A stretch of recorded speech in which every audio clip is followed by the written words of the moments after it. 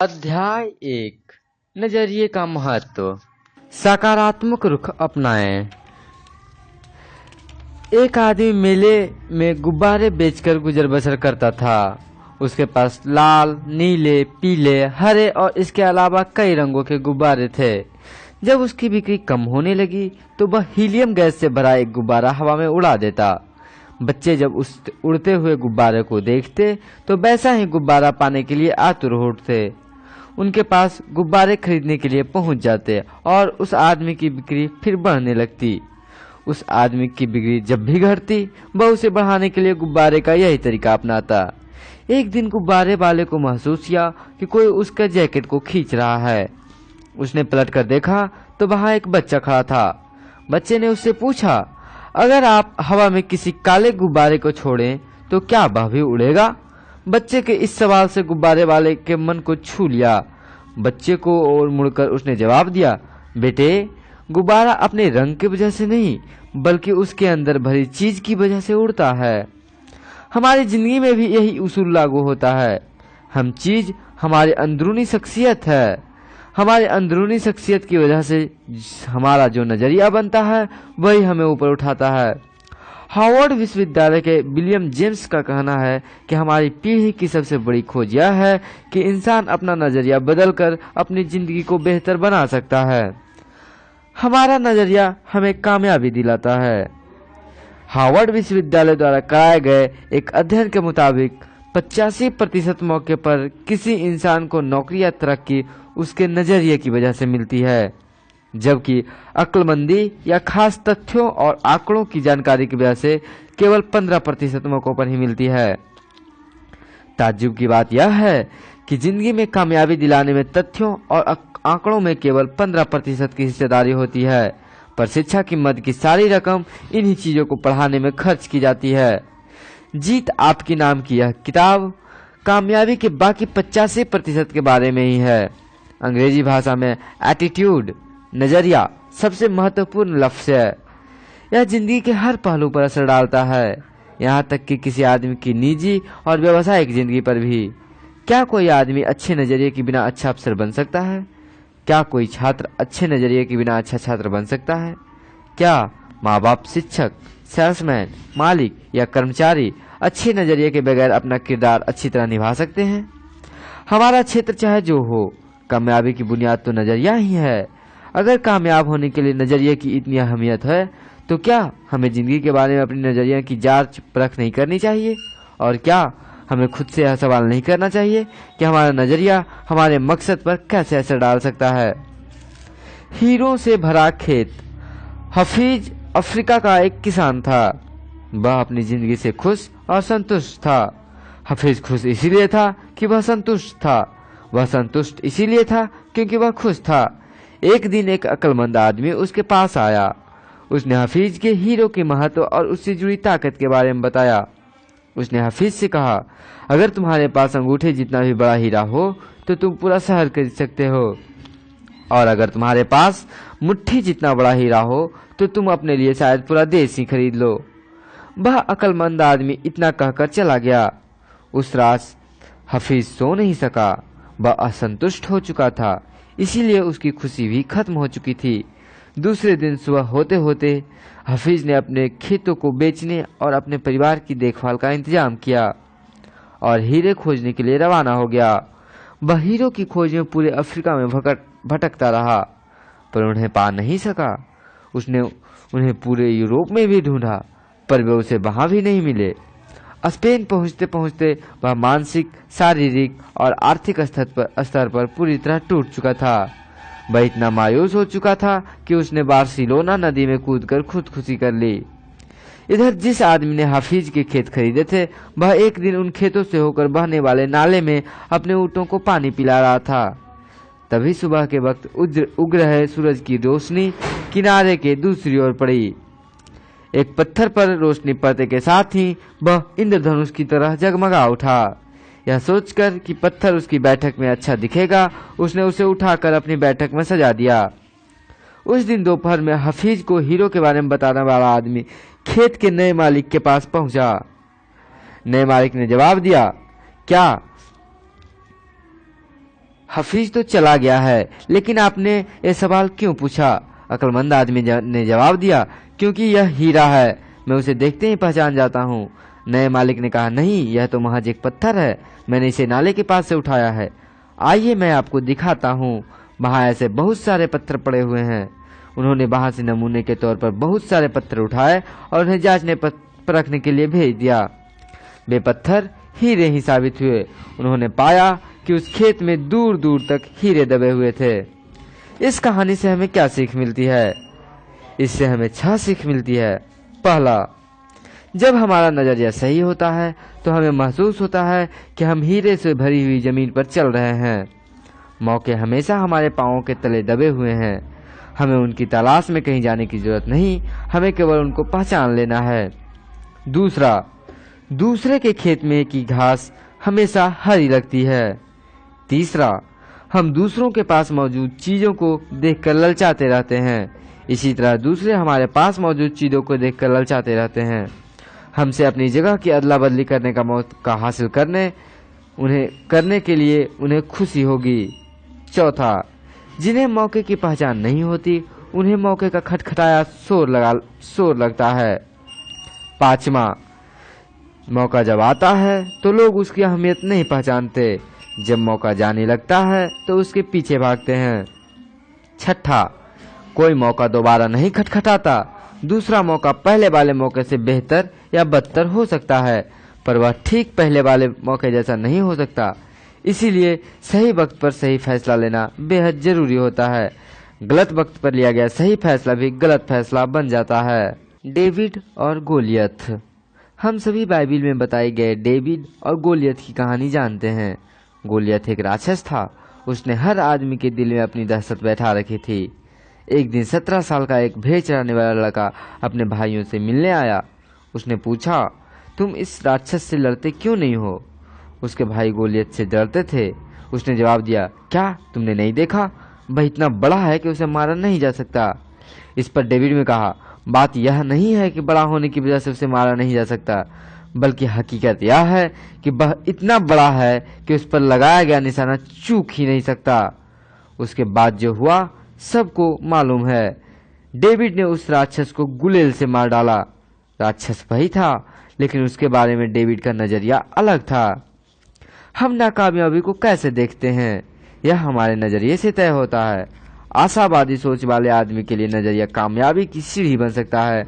दूसरी ओर निराशावादी सोच के आदमी के लिए यह रास्ते का रोड़ा बन सकता है। थिंक एंड ग्रो रिच और कई अन्य किताबों से लेकर नेपोलियन हिल का कहना है कि हर समस्या अपने साथ अपने बराबर का या अपने से बड़ा अवसर साथ लाती है। संस्थाओं के लिए नजरिए का महत्व। क्या आपको कभी इस बात पर हैरानी हुई है कि कुछ लोग संस्थाएं या देश दूसरों के मुकाबले अधिक कामयाब क्यों होते हैं? इसमें कोई राज नहीं छिपा है। वे इसीलिए कामयाब होते हैं क्योंकि वे दूसरे के मुकाबले अधिक असरदार ढंग से सोचते हैं और काम करते हैं।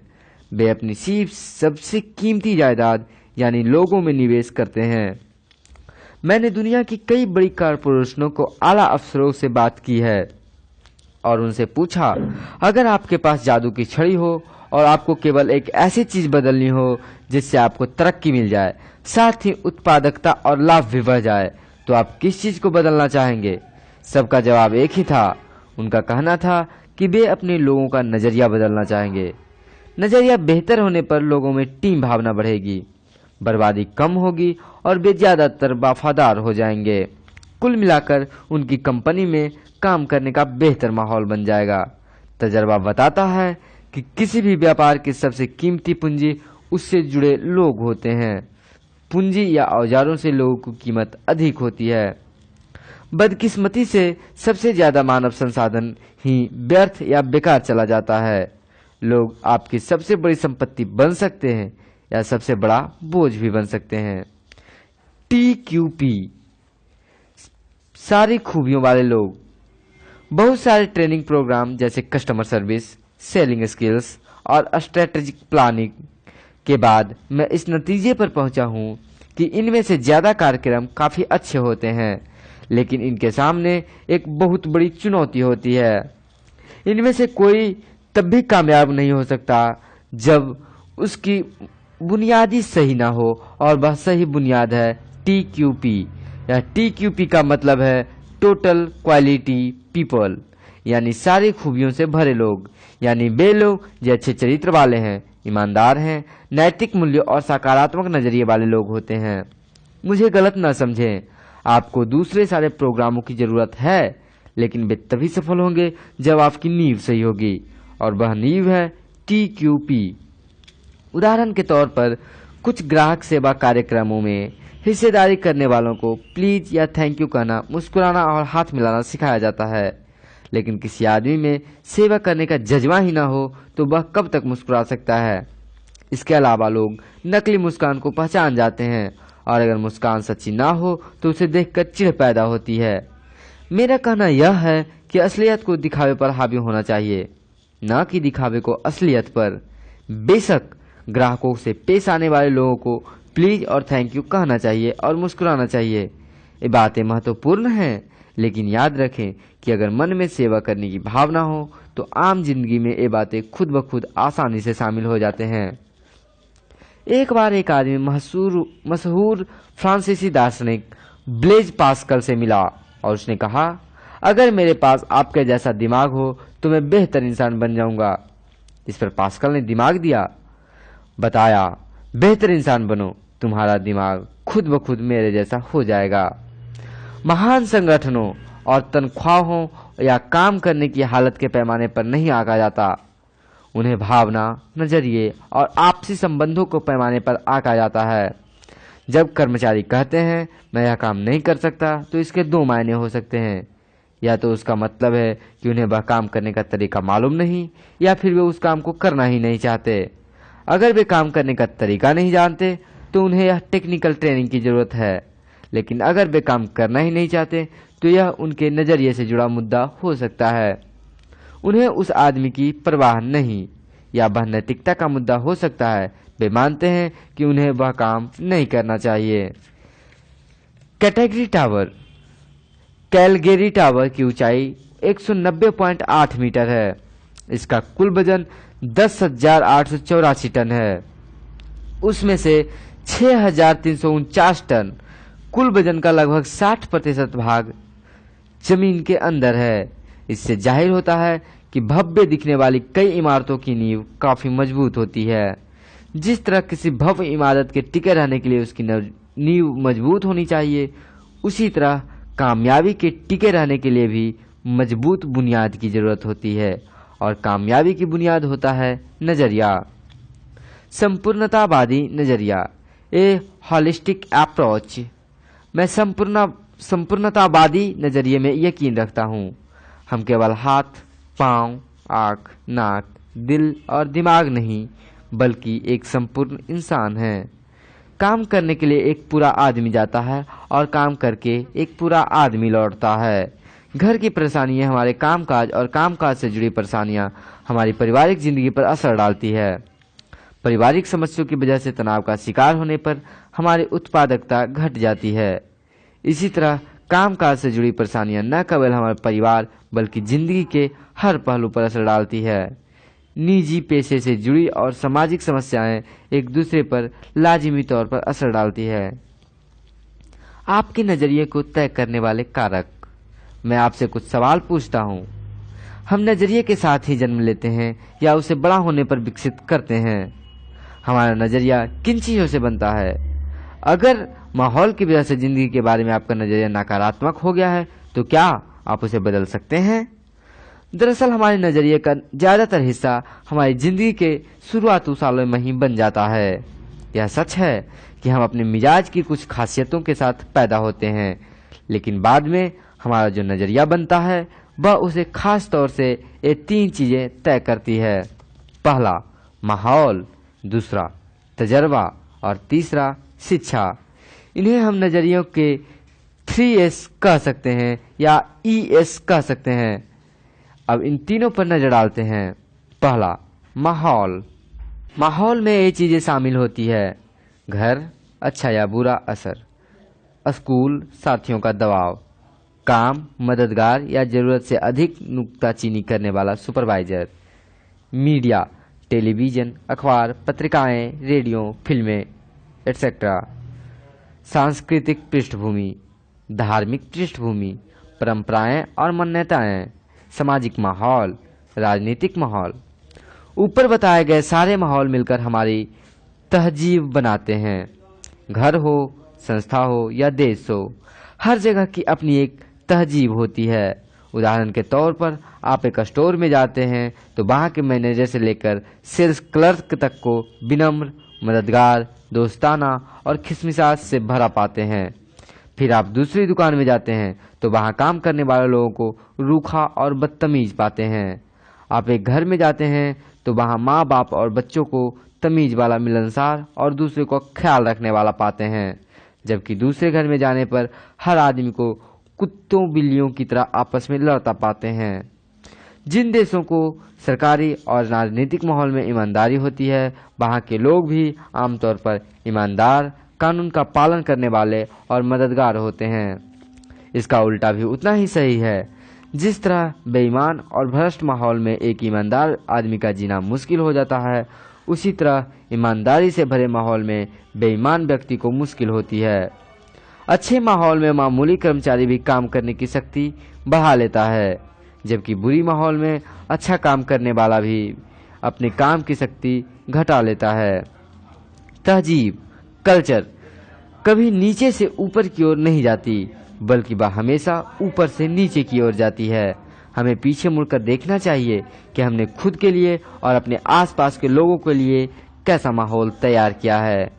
बुरे माहौल में लोगों को अच्छे व्यवहार की आशा नहीं की जा सकती है। जहाँ कानून का ना होना ही कानून बन जाता हो, वहाँ ईमानदार नागरिक भी चोर, उचक्के और बेईमान हो जाते हैं। कुछ समय निकालकर इस बात पर गौर कीजिए कि हमारा माहौल हम पर कैसे असर डालता है और हम जो माहौल तैयार करते हैं वह दूसरों पर कैसे असर डालता है। दूसरा, तजर्बा, एक्सपीरियंस। अलग अलग लोगों से मिले तजर्बे के मुताबिक हमारा व्यवहार भी बदल जाता है। अगर किसी इंसान के साथ हमें अच्छा अनुभव मिलता है तो उसके बारे में हमारा नज़रिया अच्छा होता है, पर बुरा अनुभव मिलने वाले पर हम सावधान हो जाते हैं। अनुभव और घटनाएं हमारी जिंदगी के संदर्भ बिंदु बन जाते हैं।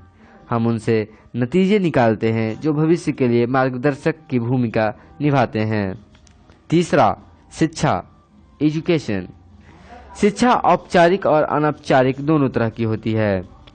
आजकल हम लोग सूचनाओं के सागर में गोते लगा रहे हैं, लेकिन ज्ञान और समझदारी का अकाल पड़ा हुआ है। ज्ञान को योजनाबद्ध ढंग से समझदारी में बदला जा सकता है और समझदारी हमें कामयाबी दिलाती है। शिक्षक की भूमिका काफी महत्वपूर्ण होती है। उनका प्रभाव अनंत काल तक रहता है। इसके असर की लहरें अनगिनत हैं। शिक्षा ऐसी होनी चाहिए जो हमें केवल रोजी रोटी कमाना नहीं बल्कि जीने का तरीका भी सिखाए। सकारात्मक नजरिए वाले लोगों को कैसे पहचानें? जिस तरह सेहत खराब न होने का मतलब अच्छी सेहत नहीं होता है, उसी तरह किसी इंसान के नकारात्मक न होने का मतलब यह नहीं होता है कि वह सकारात्मक है। सकारात्मक नजरिए वाले लोगों की शख्सियत में कुछ ऐसी खासियतें होती है जिनकी वजह से उन्हें आसानी से पहचाना जा सकता है।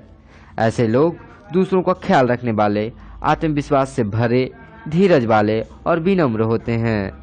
ये लोग खुद से और दूसरों से काफी ऊंची उम्मीदें रखते हैं। उन्हें अच्छे नतीजे हासिल होने की आशा रहती है। सकारात्मक नजरिए वाला आदमी हर मौसम में फलने वाला 12मासी फल होता है। उसका हमेशा स्वागत किया जाता है। सकारात्मक नजरिए के फायदे। सकारात्मक नजरिए के कई फायदे होते हैं। इन्हें आसानी से देखा जा सकता है, लेकिन आसानी से दिखाई देने वाली चीज को उतनी ही आसानी से अनदेखी भी कर दिया जाता है। सकारात्मक नजरिया आपके लिए किस तरह फायदेमंद हो सकती है? शख्सियत खुशनुमा हो जाता है, जोश पैदा होता है, जिंदगी का आनंद बढ़ जाता है, आपके अगल बगल के लोगों को प्रेरणा मिलती है, आप समाज में महत्वपूर्ण योगदान देने वाले सदस्य और राष्ट्र की संपत्ति बन जाते हैं। वही संस्थाओं के लिए उत्पादकता बढ़ जाती है, टीम भावना बढ़ती है, समस्याएं हल हो जाती है, गुणवत्ता बढ़ जाता है, माहौल आपके मुताबिक बनता है, वफादारी बढ़ती है, लाभ ज्यादा मिलता है, मालिक, कर्मचारी और ग्राहक के बीच बेहतर संबंध बनते हैं तथा तनाव कम होता है। नकारात्मक नजरिए के नतीजे। जिंदगी की राह रुकावटों से भरी पड़ी है और अगर हमारा नजरिया नकारात्मक हो तो अपने लिए सबसे बड़ी रुकावट हम खुद बन जाते हैं। नकारात्मक नजरिए वाले लोगों के लिए दोस्ती, नौकरी, शादी और संबंधों को कायम रख पाना काफी मुश्किल होता है। नकारात्मक नजरिए की वजह से शब्दों में कड़वाहट बहती है, लोग नाराज रहते हैं, जिंदगी बेमकसद हो जाती है, सेहत खराब रहती है, खुद के लिए और दूसरों के लिए तनाव बढ़ाता है। नकारात्मक नजरिए की वजह से घर और कामकाज की जगह का माहौल बिगड़ जाता है।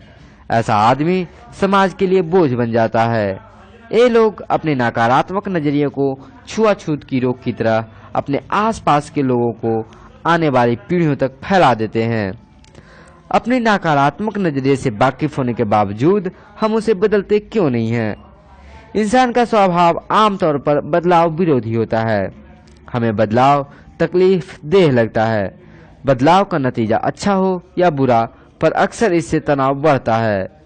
कई बार हम अपनी बुराइयों के साथ जीने में इतना आराम महसूस करते हैं कि बेहतरी के लिए होने वाले बदलावों को भी कबूल नहीं करना चाहते। हम बुरे ही बने रहना चाहते हैं। चार्ल्स डिकेंस ने एक ऐसे कैदी के बारे में लिखा है जो सालों तक एक काल कोठरी में कैद रहा। सजा काट लेने के बाद उसे आजाद कर दिया गया। उसने काल कोठरी के बाहर खुली धूप में लाया गया। उस आदमी ने अपने चारों ओर देखा। कुछ ही देर में वह अपनी इच्छा इस नई आजादी से परेशान हो गया और उसने इच्छा जाहिर की कि उसे वापस काल कोठरी में डाल दी जाए। वह आजादी और खुली दुनिया के बदलावों को कबूल करने के बजाय काल कोठरी, अंधेरे और हथकड़ियों में ही सुरक्षा और आराम महसूस कर रहा था, क्योंकि वह उन्हीं का आदी हो चुका था। इन्हीं दिनों भी कई कैदी ऐसा ही व्यवहार करते हैं। एक अनजाने संसार के साथ तालमेल कायम करने का तनाव उनकी बर्दाश्त से बाहर होता है, इसीलिए वे जानबूझकर और अपराध करते हैं ताकि उन्हें वापस जेल में भेज दिया जाए। वहां उनकी आज़ादी पर भले ही पाबंदी रहती हो, लेकिन उन्हें अपने बारे में कम फैसले लेने पड़ते हैं। अगर हमारा नजरिया नकारात्मक है तो हमारी जिंदगी सीमाओं में कैद है।